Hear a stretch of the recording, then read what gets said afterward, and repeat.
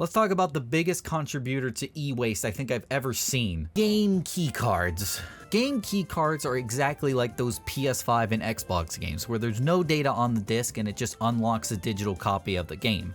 However, while on those consoles the issue isn't too big all things considered, Switch 2 game key cards are basically every third-party game. This is purely Nintendo's fault for not supplying any other option for these publishers, as I kinda get it from these companies' perspective, as a 64GB cartridge is way more expensive compared to the options publishers had on Switch 1. Like Sonic X Shadow Generations, for example, is 24GB, and not to mention Puyo Puyo Tetris 2S is 4GB. At that point, from their perspective, you might as well just use a game key card rather than spending so much extra money on a card. But then there are other games like Yakuza 0, which come at a whopping 47GB, and it's like, couldn't you spring for an actual cartridge at that point?